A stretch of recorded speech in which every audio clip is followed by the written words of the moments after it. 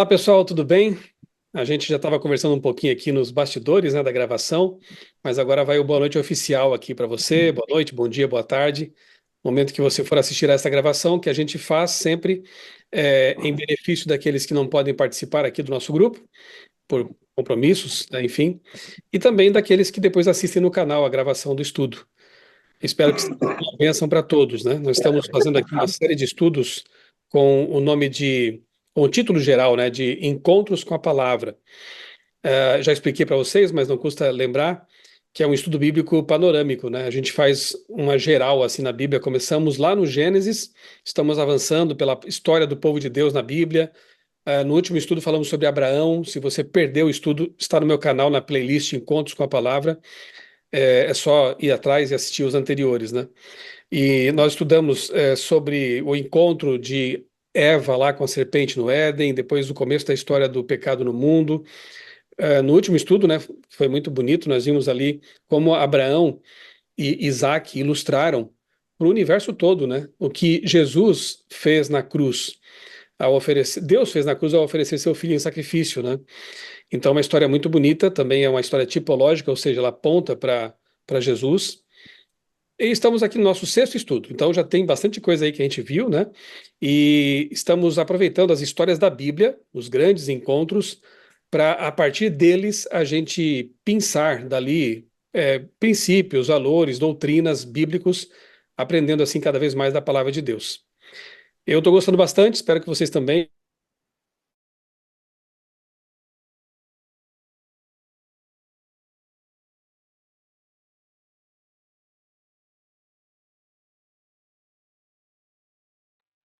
Ah, sim, estava fechado aqui o áudio, acho que fechou geral.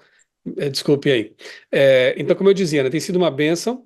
Espero que esteja sendo para vocês também um crescimento espiritual. E como a gente sempre faz, a gente inicia sempre com uma oração, né? Eu vou pedir que a Lisa, então, faça a oração para a gente dar início ao nosso estudo, pedindo que o Espírito Santo, o autor da Bíblia, nos ajude a compreendê-la melhor nesta noite.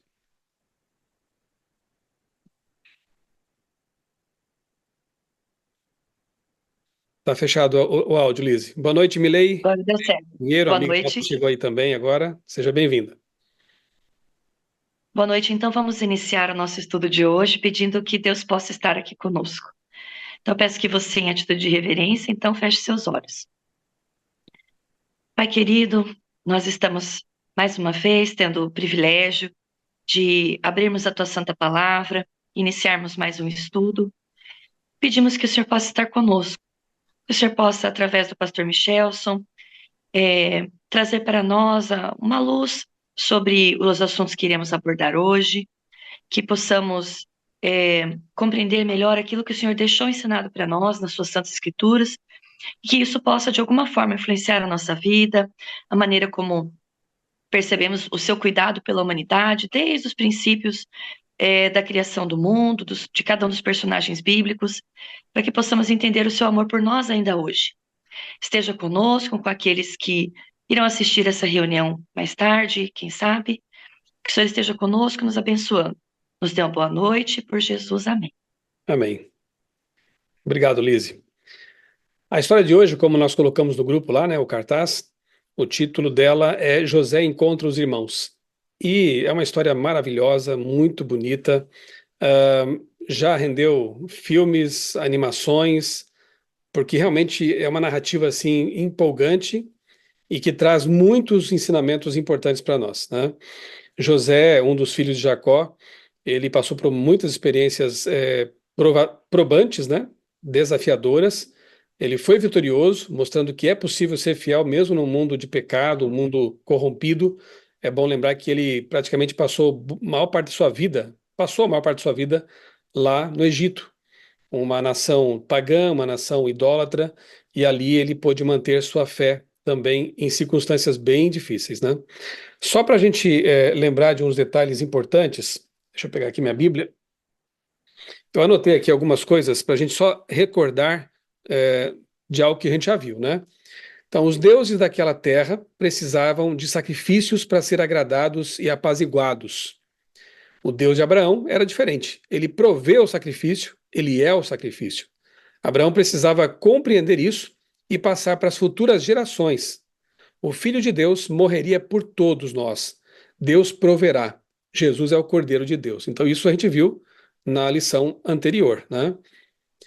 A salvação sempre foi pela graça, e é isso que a gente aprende desde o Gênesis até o Apocalipse. Nunca houve um tempo em que a salvação não fosse pela graça de Cristo, né? Mesmo antes da cruz, a salvação era pela graça. Isaac foi fiel até o fim. Ele teve dois filhos, chamados Jacó e Esaú. Só para lembrar, né, da história, às vezes a gente vai ter alguns gaps, né, de uma história para outra, então é importante eu ir cobrindo assim um pouco também dessas gerações. Então, Isaac, filho de Abraão, teve dois filhos chamados Jacó e Esaú. Jacó amava Deus e foi escolhido para receber a primogenitura, a bênção de continuar o legado dos pais e ser o predecessor de Jesus. Era algo muito especial, né? Ser o primogênito espiritual, o líder espiritual da família. Eles, Jacó e Esaú, se envolveram numa disputa. Jacó engana Isaac com a ajuda de Rebeca e teve que fugir para outra terra. A gente vê que mesmo os patriarcas não eram perfeitos, né? Eram pessoas com suas imperfeições, também cometiam seus erros. Boa noite, Tadeu, seja bem-vindo aí, que bom te ver aqui também. Abraço aí para vocês. Então a gente vê que os patriarcas também eram pessoas que tinham suas quedas espirituais, morais, mas o que os diferenciava de outros é que eles voltavam para Deus, né? Eles se arrependiam e continuavam marchando. Assim tem que ser a nossa vida também, né? Mesmo que a gente aqui e acolá tropece, tenha momentos de fraqueza em nossa fé, a gente não pode desanimar. A gente tem que levantar, segurar a mão de Jesus e continuar a nossa caminhada, né? Então Jacó, ele infelizmente, ele acaba é, cometendo esse pecado, né? Engana o pai, achando que deveria roubar a primogenitura, não precisava, aquilo já estava profetizado, né? Mas ele quis dar uma mãozinha para Deus, digamos assim, e acabou quase atrapalhando tudo, né? Deus prometeu que estaria com Jacó. Jacó se apaixona então por Raquel, serve 7 anos por ela, vocês devem se lembrar da história, né? Uma história de amor muito bonita na Bíblia. Mas o sogro fez casar com Lia, a irmã mais velha, e Jacó teve que servir mais 7 anos por Raquel.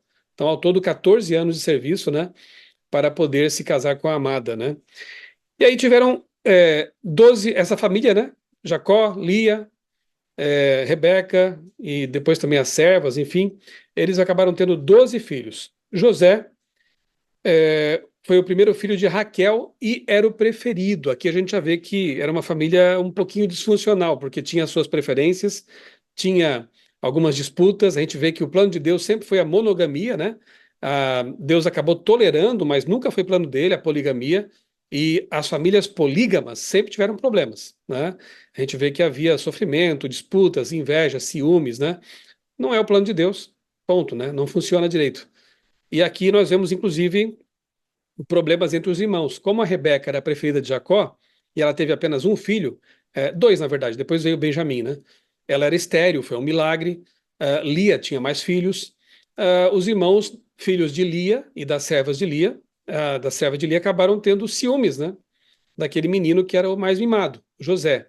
Mas também tem o fato de que José, ele tinha realmente uma inclinação mais espiritual, era um garoto de Deus mesmo, né? E os outros não eram lá essas coisas, né? Eles vão ter que passar por uma série de experiências para, no fim das contas, voltarem para Deus. Mas eram filhos bem rebeldes, bem complicados, né?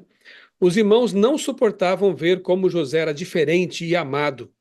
E aí a história conta que eles, num certo momento, acabam jogando José num poço, a história é conhecida, né? E o vendendo para uma caravana de ismaelitas que iam para o Egito. E José, bem jovenzinho ali, adolescente ainda, acaba sendo privado da companhia dos pais, nunca mais verá sua mãe, vai levar anos para rever seu pai e vai ser inicialmente servo, escravo numa terra estranha e outras coisas vão se desenrolando na vida dele. Então, só para cobrir esse gap entre Abraão e José, ok? Abraão, Isaac, Jacó e Esaú, Jacó 12 filhos, um deles José. E agora nós vamos focalizar a história de José, porque se fôssemos falar de todas as histórias, a gente ficaria aqui muitos anos, né? Nesse estudo aqui, a gente não quer ficar só na fase um, né? A gente depois quer avançar, quem sabe, para outras temáticas, né? Eu quero convidar vocês agora a abrir a Bíblia em Gênesis, capítulo 37. O autor dessa história linda é Moisés também, né? Então nós estamos ainda estudando o livro de Gênesis. E a partir do capítulo 37, vários capítulos vão focalizar a vida desse personagem tremendo que é José, né? Ele passa a dominar aqui a história do livro de Gênesis. No capítulo 17, eu vou pulando assim, alguns versos com vocês, tá? Não dá para a gente ler todos os versos, porque nós vamos fazer uma viagem panorâmica agora por vários capítulos aqui dessa história. No verso 2 é dito que ele tinha 17 anos. Então, repetindo, né? Era um adolescente, bem jovenzinho, quando vai passar por essas experiências muito dramáticas, né? Muito difíceis. Então, com 17 anos, aqui no verso 11 diz que os irmãos tinham inveja dele. O pai, no entanto, guardou aquilo no coração, aquilo o quê? Uma visão, um sonho que José teve. Ele teve um sonho que deixou o pessoal aqui ainda mais enciumado, né? Porque ele sonhou que os irmãos e os próprios pais se curvavam perante ele, né? Como se ele fosse uma autoridade, alguma coisa assim. E, obviamente, que os irmãos não gostaram dessa história, né? Isso os deixou ainda mais chateados. Aí, por conta disso e outras coisas mais, como, por exemplo, o pai deu uma roupa especial para ele, toda colorida, né? Bonita, uma capa bonita, eles ficaram com muita inveja e, em certo momento, como vem aqui narrando o verso 12 para frente, os irmãos, então, como eu disse, o venderam para alguns ismaelitas que rumavam para o Egito, né?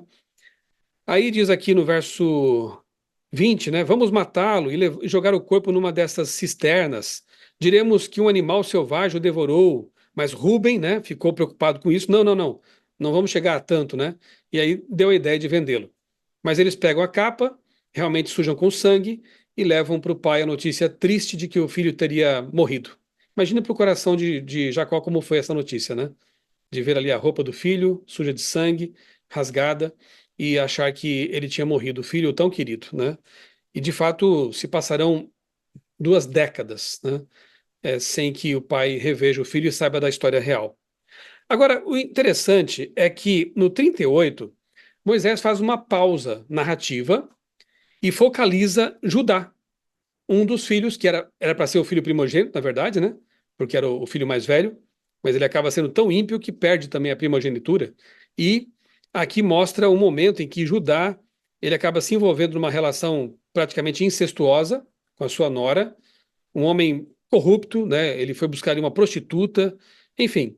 É estranho, né? Porque Moisés estava contando de um menino fiel, José, e de repente ele troca, né? Ele muda a câmera para focalizar o outro irmão de José, que era muito ímpio. Isso aqui parece uma novela, se você pensar bem, né? Um autor de novela, porque as novelas têm seus núcleos narrativos, né? Em volta de personagens.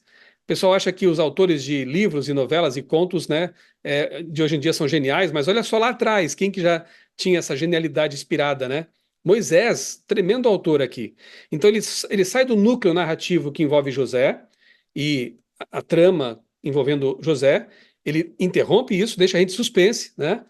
E aí aborda a impiedade de Judá, para justamente contrastar.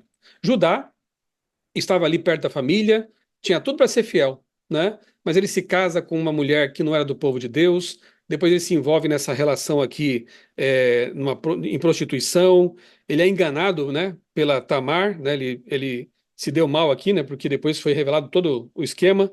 Enfim, aí volta para José no capítulo 39.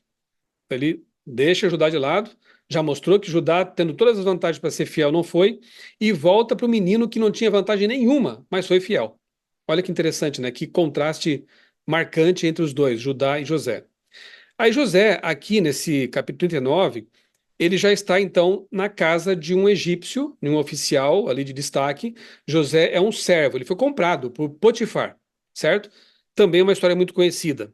José era tão fiel, fazia tudo tão bem, com tanto capricho, que Potifar o colocou como responsável, como mordomo, né, de sua casa. Responsável por tudo. É óbvio que, exceto sua esposa, né? Mas a esposa, a gente também percebe que era uma mulher ímpia, colocou os olhos em José. O relato diz que ele era um moço bonito, né?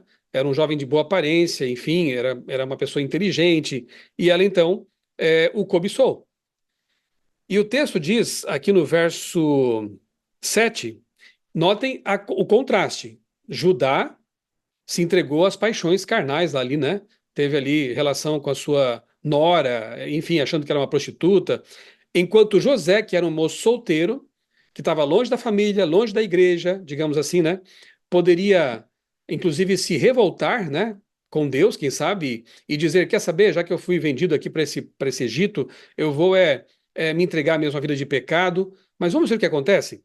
No verso 7 diz: assim, depois de algum tempo, a mulher de Potifar pôs os olhos em José e lhe disse: venha para a cama comigo.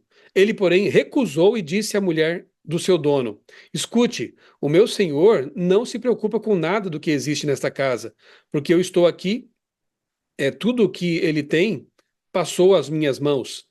Não há ninguém nesta casa que esteja acima de mim. Ele não me vedou nada a não ser a senhora, porque é a mulher dele. Como, pois, cometeria eu tamanha maldade e pecaria contra Deus? Como José sabia que adultério é pecado, né? Que ter relações íntimas com uma mulher que não seja sua esposa é pecado, porque ele conhecia a lei de Deus.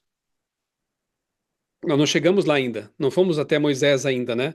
Mas isso mostra que a lei de Deus, que ainda seria escrita em tábuas de pedra, já era conhecida do povo de Deus. Era passada de geração para geração. E José aprendeu em casa sobre o que é ser fiel a Deus. Então ele disse para a mulher de Potifar: eu não farei isso, isso é pecado, né? Ele poderia, inclusive, ter vantagens, talvez materiais, vantagens, ela poderia favorecê-lo, né, sobre outros servos, enfim. Ele desfrutaria dessa relação. Mas ele disse não, porque seria pecado, seria maldade, como ele diz, né? Ela falava, verso 10, ela falava com José todos os dias, então a tentação foi insistente ali, né? Mas ele não lhe dava ouvidos, recusando-se a ir para a cama com ela e a ficar perto dela.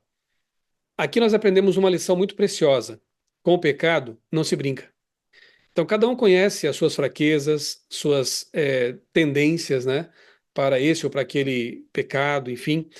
O exemplo de José para nós é o seguinte: fique longe, não brinque com o pecado, né? Aqui diz que ele fugia dela, de fato, né? Não dava ouvidos a ela. E assim ele se manteve firme, né? Então, nós também temos que fazer a mesma coisa. Manter nossa comunhão com Deus bem forte, né? Porque é Deus que nos dá forças e evitar todo o caminho mal. Se no passado nós tivemos envolvimento, quem sabe, com, digamos, alcoolismo, né? Aqueles que enfrentam, né, o alcoolismo, eles têm que lutar a vida toda com isso, né? É uma batalha, uma batalha. Então eles têm que passar longe dos locais que possam tentá-los, né? Eu usei aqui esse exemplo, mas poderia dar outros exemplos. A gente sabe, tem que passar longe e pedir forças para Deus para resistir. Não há vida melhor do que a vida de pureza, de santidade com Deus, né? E Ele quer que a gente viva assim. José podia ter se entregado ao pecado. Estava longe de casa, longe da igreja, digamos assim, né? Mas não, ele estava diante de Deus o tempo todo. E nós não podemos esquecer disso também, né? Que nós vivemos à vista de um Deus santo.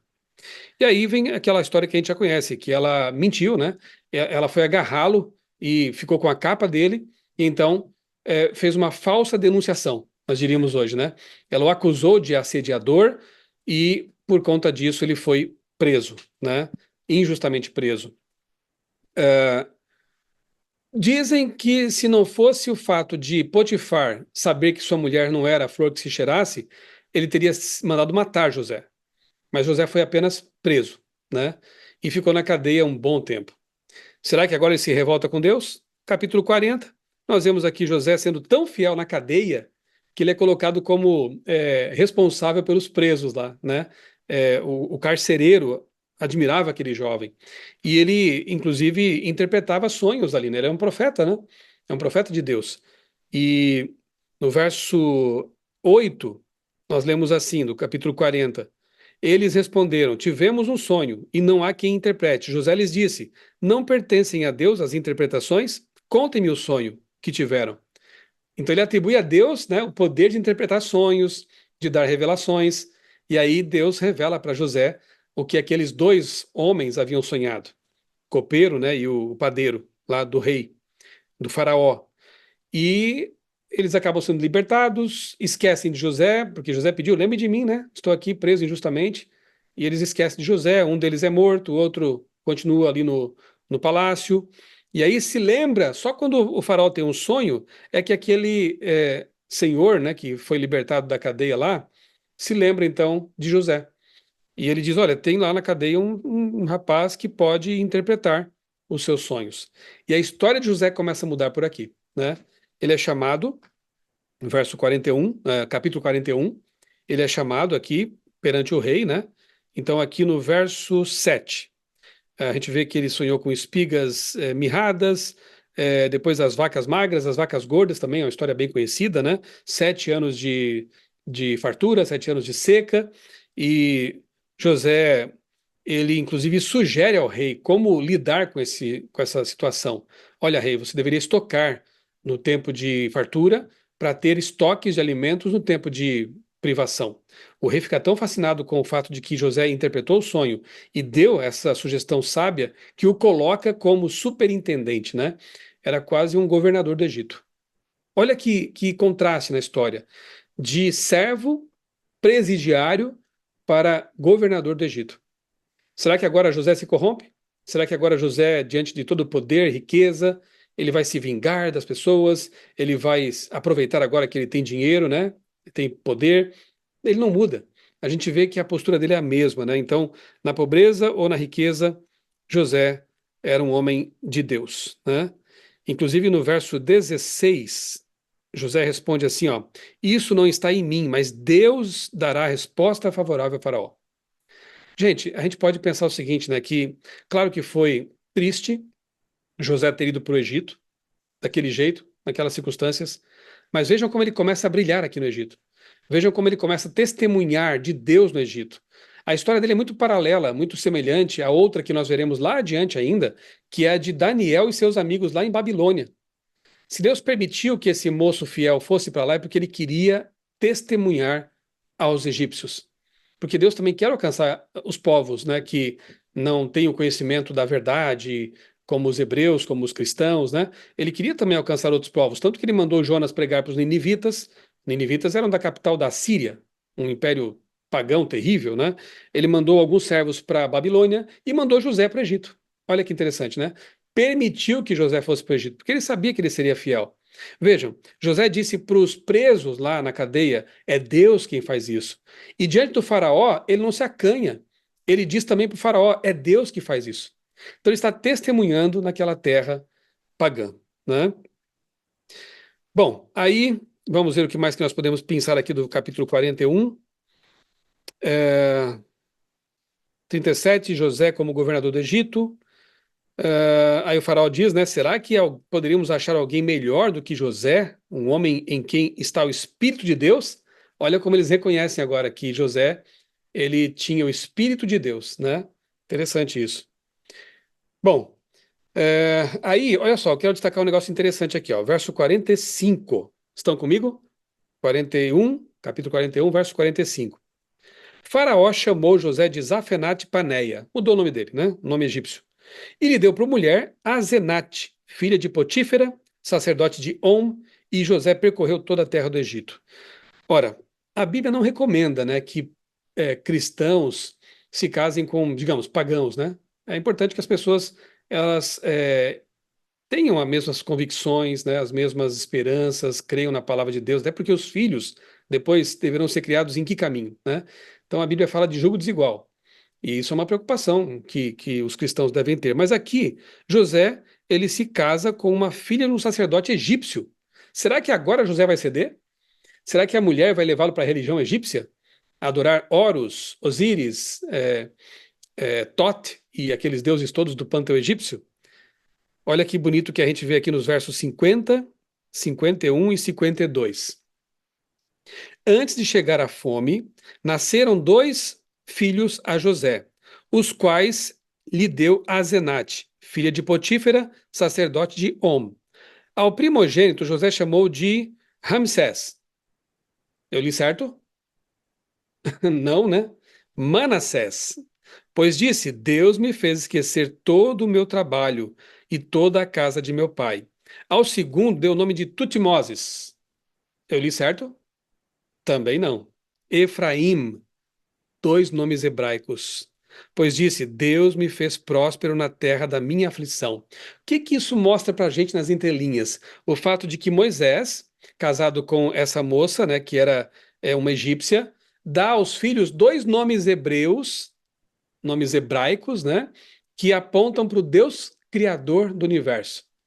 Eu entendo que a religião que predominou naquela casa foi a religião bíblica, a religião verdadeira de Deus, né? Pelo fato de os filhos serem filhos com nomes que apontam para o Deus Criador, né? Senão teriam nomes egípcios, né? Nomes que apontassem para outras divindades e coisa parecida. Então Deus me fez próspero na terra da minha aflição. Bonito isso, né?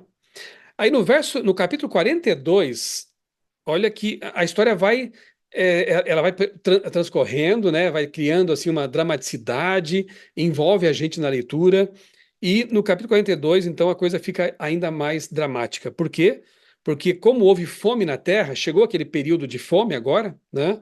Os irmãos de José, lembram deles? Ficaram lá atrás na narrativa. Eles voltam à cena agora.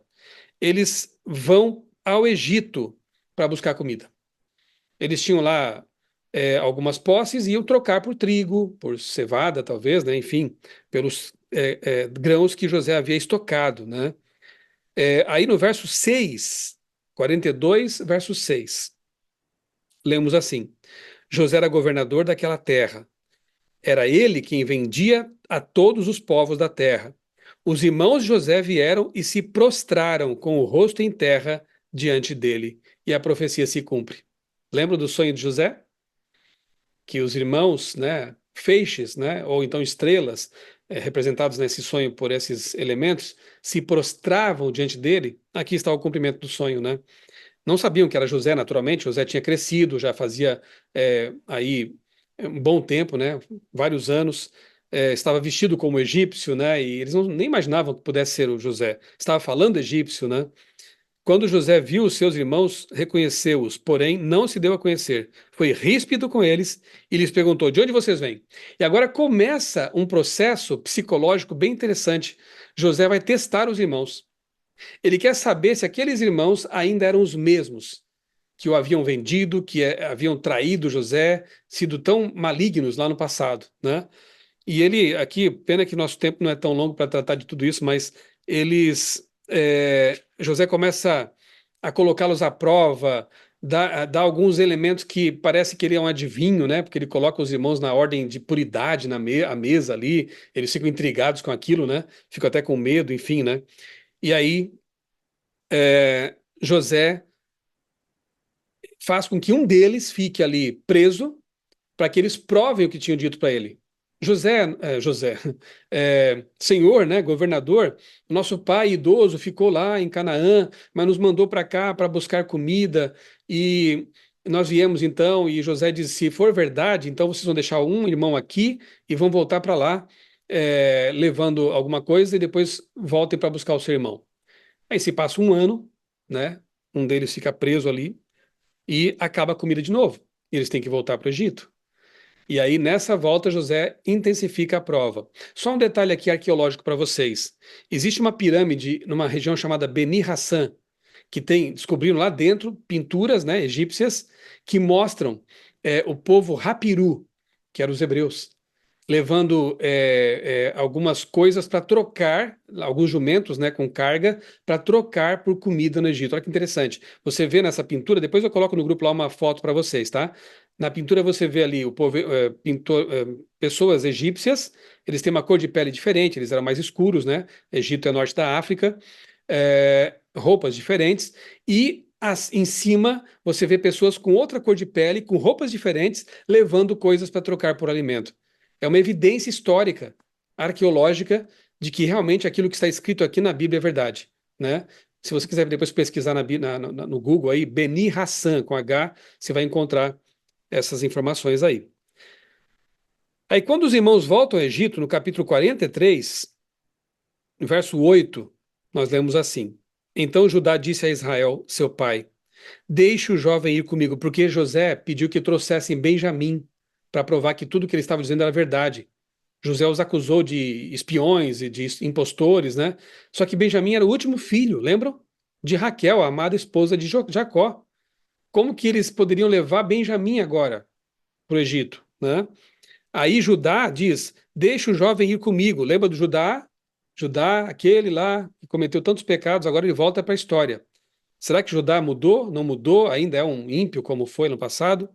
Deixe o jovem ir comigo, ele pede ao pai. Deixe que o Benjamim vá comigo e nos levantaremos e iremos, para que vivamos e não morramos. Nem nós, nem o Senhor, nem nossos filhinhos. Eu serei responsável por ele. Opa! Ele mudou, né? Ele se coloca agora como responsável. Da minha mão o Senhor poderá requerê-lo. Se eu não o trouxer de volta e não o puser diante do Senhor, serei culpado para com o Senhor pelo resto da minha vida. Se não tivéssemos demorado, já teríamos ido e voltado 2 vezes. Então Israel, seu pai, disse: Se é assim, então façam o seguinte: peguem do mais precioso dessa terra, ponham em sacos para mantimento e levem de presente a esse homem um pouco de bálsamo, um pouco de mel, especiarias e mirra, nozes de pistácia e amêndoas. Levem dinheiro em dobro. E assim, eles fizeram uma caravanazinha ali, né? E levaram esses presentes. Verso 14: Deus Todo-Poderoso lhe dê misericórdia diante do homem, para que restitua o outro irmão e deixe que Benjamim volte com vocês. Imagina o aperto no coração de Jacó, né? Ele tinha que deixar, porque a comida tinha acabado. Eles iam morrer de fome, né? E aí eles voltam com Benjamim. Quando chegam lá, José os recebe. O texto diz que José teve que até se retirar alguns momentos para chorar. Não deve ter sido fácil para ele também, né? Ele foi lá para um canto lá e chorou sozinho, né? Ao ver o irmão querido, né? Benjamim, agora já ali um moço, né? Deve ter sido muito difícil para ele também. Mas ele segura as pontas e vai testando aqueles irmãos, né? E ele faz algo ali, no capítulo 44, é, que é uma prova de fogo, realmente. Ele esconde na bagagem de Benjamim, no meio do trigo, talvez ali, né? O seu copo que os egípcios achavam que ele usava para fazer adivinhações, né? Um copo muito precioso, portanto, né? Ele era um profeta, para os egípcios ele era um adivinhador, né? Então ele esconde esse copo, manda esconder o copo ali, despede aqueles rapazes para que eles voltem para casa e depois manda um guarda atrás deles, né? Os soldados. E quando chega lá, eles fazem essa acusação: vocês roubaram algo do nosso Senhor. E começam a abrir as sacolas, do mais velho até chegar no último, né, o Benjamim, tudo ensaiado, né? E eles dizendo: não, senhor, nós jamais roubaríamos, né, jamais, isso é impossível. E mate aquele que for o culpado aqui, se houver alguém que tenha roubado. E quando eles abrem a bagagem de Benjamim, lá estava o copo, acho que de prata, né, de José. E agora? Tinham que levar Benjamim preso, né? E vão todos para lá de volta para o Egito, né? Imagina a angústia deles, né? A situação, o peso, achando inclusive que era por causa da culpa que eles tinham do pecado lá de trás. Deus está nos punindo agora, né? E aí, para encurtar a história, nós chegamos ao capítulo 45, né? No capítulo 44, no fim do capítulo, aqui, ó, verso 33, nós lemos o seguinte, ó: Agora, pois, que esse seu servo fique em lugar do jovem, como escravo do meu senhor, e que o jovem volte com seus irmãos. Porque como poderia voltar ao meu pai se o jovem não for comigo? Eu não poderia ver esse mal se abatendo sobre o meu pai.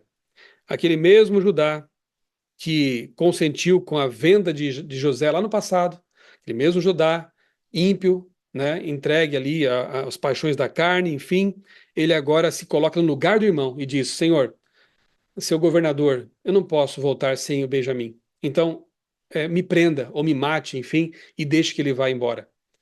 Aí José não consegue mais aguentar, né? Ele viu: não, esses irmãos mudaram, são outras pessoas. E aí no capítulo 45, José se dá a conhecer aos irmãos, né? Ele fala, imagina assim a cena, né? José tira, quem sabe, aquela peruca egípcia, tira aquele colar egípcio, tira a maquiagem, né, egípcia do rosto, começa a falar em hebraico. E aí, no verso 3, disse José a seus irmãos. Eu estou no 45, tá? No capítulo 45. Eu sou José, meu pai ainda está vivo. Quando eu leio esse verso, eu quase choro também, irmãos, porque é algo muito emocionante, né? Meus irmãos, eu sou José. Papai está vivo ainda? Olha o que ele queria saber, né? E aí eles ficam realmente estupefatos, né? No verso 4, José disse aos seus irmãos: agora cheguem perto de mim. E eles chegaram. Então José disse: eu sou José, irmão de vocês, que vocês venderam para o Egito. Agora, pois, não fiquem tristes, nem irritados contra vocês mesmos, por terem me vendido para cá, porque foi para preservação da vida que Deus me enviou adiante de vocês. Aí no verso 15 diz: José beijou todos os seus irmãos, chorou abraçado com eles. Que cena, meus queridos, né? Que ápice assim da história, né? Esse momento em que ele se revela e aí ele manda trazer a família toda para o Egito, onde havia comida. Jacó se estabelece lá, fica ali até o fim da sua vida. Ele morre no Egito, mas pede, né, que seus restos sejam levados para Canaã. O próprio José depois vai morrer com 110 anos e pede também que os seus descendentes levem os seus restos mortais de volta para o Egito. Por quê? Porque eles sabiam que ali não era a terra deles. Eles sabiam que eles eram peregrinos, né? Que a terra deles era Canaã. E de fato, depois Moisés, quando liberta o povo do Egito, leva os ossos de José de volta. Melhor dizendo, Jacó não pediu para ser levado os seus restos, mas para ser sepultado em Canaã. E José providencia isso, um sepultamento em Canaã para Jacó. Os ossos de José é que são levados depois para o Egito, para Canaã, do Egito para Canaã, para serem sepultados lá. Porque eles sabiam que eles não eram dali. Eles não eram do Egito, né? Eles eram de Canaã. Assim como nós não somos deste mundo, né? Nós somos de Canaã também. Nós somos da Canaã celestial. E estamos aqui apenas de passagem por este mundo, né? É uma história maravilhosa, né? Jacó encontra seus irmãos e a gente aprende muita coisa importante aqui sobre, primeiro, viver na pureza no meio de um mundo impuro, né? Ser fiéis aos mandamentos de Deus quando todos são infiéis. Não ceder em nossas convicções, né? Nossos princípios, não importa as circunstâncias. Se na prisão, se na pobreza, se na riqueza, se no palácio, se no casebre, não importa. Nós temos que ser os mesmos, né? Nossas convicções têm que ser as mesmas. E o dom do perdão, que é algo muito difícil, mas muito importante, né? José ele perdoou seus irmãos. José abraçou seus irmãos. Eles tinham medo de José e disse: "Não tenham medo de mim, né? Se eu quisesse matá-lo, eu já tinha feito. Eu já sabia quem eram vocês." E ele então perdoa e uma família que estava destruída acabou sendo res- é, restaurada, né? Pelo poder de Deus, com suas marcas, suas lutas. Todas as famílias bíblicas, como as nossas também, tinham suas disfuncionalidades, mas com Deus eles conseguiram enfrentar as coisas e sobreviver e, enfim, né, terminar sua jornada. Eu aprendo muitas coisas aqui com José, com essa história, com essas circunstâncias, mas eu também quero ouvir vocês, né? Eu acredito que vocês devem ter anotado coisas aí no caderninho, né? Deve ter algum pensamento brilhado aí na mente de vocês, algum insight, alguma coisa, e eu quero ouvi-los também, porque com certeza essa história mexe com todo mundo, né? Então, esse é o momento de abrir os microfones para a gente participar, comentando. Se houver alguma pergunta também é o momento de fazê-las, né? Mas eu quero mais ouvir vocês agora, tá? Não se acanhe, não é porque tá frio que a gente não, não vai falar, né? Vamos lá, quero ouvi-los, quero ouvi-las. É só abrir o áudio aí e dizer o que você sentiu, o que você anotou, o que você pensou. Patrícia. É, o que me veio na mente assim é aquele versículo que fala: no mundo tereis aflições, né? Então, inicialmente ele foi vendido, foi para uma terra estranha, para o Egito, mas eu creio assim, todos nós, né, que Deus, quando permite, é sempre assim para um aprendizado, é sempre por mais que a gente tenha aflições, tribulações, o final é bom. Eu vou pegar um pouco da minha história, assim, né, de conversão. Foi muito difícil passar pelo período da conversão. Foi uma tribulação, né? E hoje eu agradeço, tipo assim, agradeço todo o mal que eu sofri. Então, obrigada, aquele período difícil, tudo de ruim que me aconteceu, que foi o que me fez abrir os olhos, né? Para todo um lado que eu desconhecia, eu não acreditava em Deus, e, enfim. Então, o que me veio também na mente, além de tudo que o pastor Michelson passou aqui, ensinou, foi esse versículo no mundo tereis aflições, né? Foi relacionado à tribulação, só um complemento. Muito bom. Mas tem de bom ânimo, eu venci o mundo, né? Então, com Jesus a gente vence também, né? Lembra, Lise, que eu comentei no último estudo, né? Na ausência da Patrícia, que ela também é bióloga. Vocês duas são biólogas, colegas de profissão aí, tá? De formação. Mas a Patrícia, ela era ateia, né? Não cria em Deus e passou por uma experiência assim de conversão maravilhosa, né? Deus tem trabalhado na vida dela de um modo muito maravilhoso. E em algumas circunstâncias, ele permite realmente que coisas aconteçam para que a gente acorde, né? E perceba que eh, existe uma realidade além, né? Existe um céu a ganhar. Então, é como diz Paulo lá em Romanos 8, né? Todas as coisas cooperam para o bem daqueles que amam a Deus. Até as coisas ruins, né? Eu costumo dizer que nós temos que aprender a enxergar o mundo com as lentes da eternidade, com os óculos de Deus. Porque os nossos óculos humanos, eles só enxergam muito perto, né? É uma visão muito limitada, muito curta.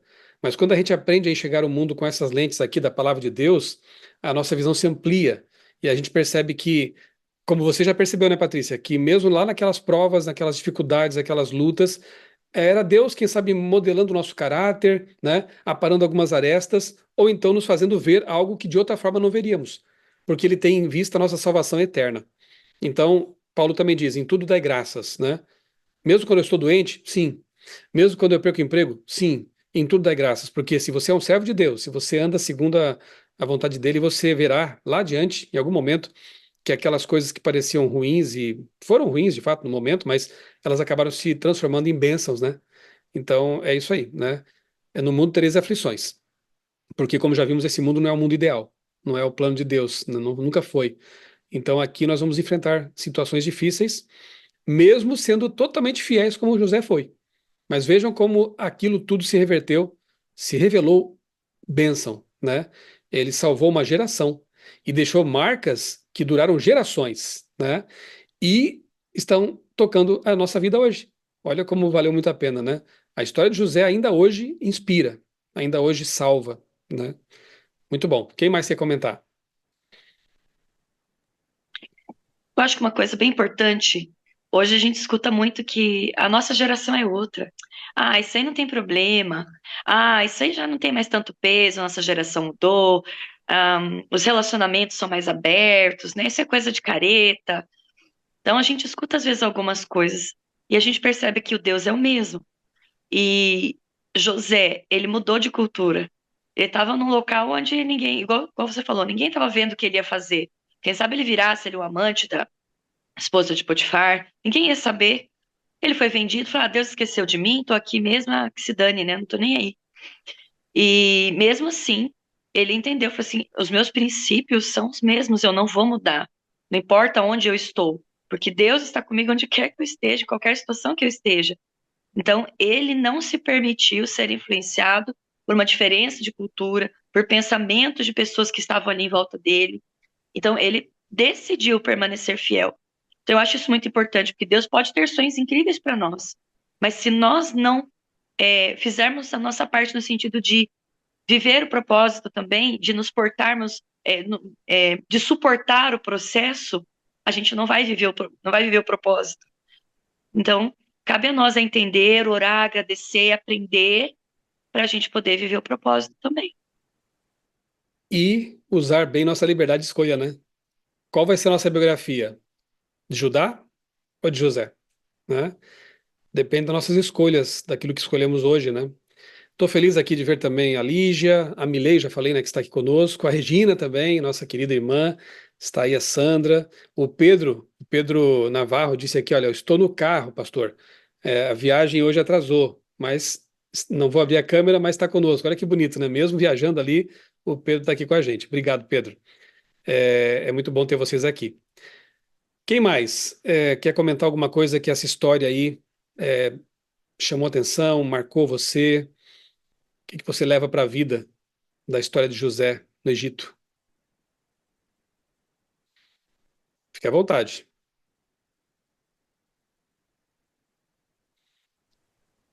Já que ninguém fala, eu vou falar de novo. Vai lá. Eu tô rouca, eu peço desculpa, que eu tô com essa voz feia aqui, mas professor, dia de frio já era. Mas eu acho muito bonito a história dos irmãos também. A gente fala muito de José, mas houve uma mudança. Então, como é bonito ver isso também. Então, o ser humano, ele erra. Os irmãos tiveram uma atitude terrível, por inveja, por ciúme, mas apesar disso, então, quando eles viram a dor do pai, o sofrimento que aquilo ali causou, eles conseguiram se arrepender e eles de fato se arrependeram. Então, eles mudaram de atitude. Isso serve para nós. Não importa o que a gente faça de errado, né? E José também representa um pouco, eu vejo que o amor de Deus no sentido de houve um arrependimento, eu aceito vocês de volta. Vem aqui, me dá um abraço. Cheguem mais aqui na minha casa. É o abraço que Jesus vai dar na gente também, né? Então, tudo bem, vocês erraram? Erraram, mas assumiram o erro e mudaram, né? Então, que a gente também possa ter essa atitude. Tudo bem, percebi que fiz algo errado? Ok, mas o que que eu vou fazer com isso agora? Não vou errar mais, vou corrigir minha atitude para que um dia eu possa receber esse abraço do Pai também. Muito bom, muito bom. A Lizzie tocou num ponto que é bom destacar, né? Em teologia a gente chama de tipologia. Vocês perceberão ao longo da Bíblia, em vários momentos, personagens humanos tipificando, digamos assim, né? Passam a ser um tipo de Jesus. Nós vimos já que Isaac foi, né? Ele ia ser o filho sacrificado. José, de alguma forma, também ele acaba tipologicamente representando Jesus, né? Como disse a Lisa, ele perdoa, ele recebe de volta, né? E outros personagens mais, nós veremos Moisés no próximo estudo, ele é o libertador, é aquele que tira o povo do Egito e leva para Canaã, como Jesus é o libertador que nos tira desse mundo de pecado e vai nos levar para Canaã celestial. Então, é muito, muito bom, assim, percebendo como Jesus, que só vai aparecer lá na frente, porque com esse nome, né, Jesus Cristo, ele está presente o tempo todo, em todas as histórias, em toda a narrativa da Bíblia, porque ele é a figura central da Bíblia, né? Lembra o que ele disse? São elas que de mim testificam, né? Ele fala assim: examine as Escrituras, vocês examinam as Escrituras porque pensam ter nelas o reino, a vida eterna, e são elas que de mim testificam. Então Jesus diz que a palavra de Deus, as Escrituras, e quando ele disse isso, só havia o Antigo Testamento, não havia o Novo ainda. Então as Escrituras do Antigo Testamento testificam de Jesus. É só a gente olhar com atenção. A gente percebe Jesus o tempo todo ali nas histórias, né? Em José ele encarna de alguma forma também o Messias aí sendo aquele que perdoa e que recebe, que salva, né? Então é uma história de restauração, né? Que mostra que não importa realmente quão longe você tenha ido, porque é uma história que fala de assassinatos. Eles mataram os siquemitas lá, tem uma história muito triste ali, né? Uma traição mesmo que eles fizeram, de prostituição e outras coisas mais, de coisas muito, muito feias, né? E, no entanto, eles têm a oportunidade de perdão e de restauração. Eles são os 12, né, que vão compor as 12 tribos de Judá, né, de Israel, né? As 12 tribos de Israel, né? Então, são nobres, né? Mas tiveram um passado nem um pouco recomendável. Então, isso é esperança para nós, né?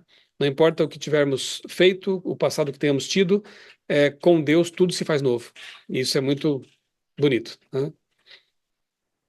Mais alguém antes de a gente encerrar com a oração? Nosso tempo já está como combinado, né? Quase 9 horas. Mas dá tempo ainda de comentar um minutinho ou dois aí.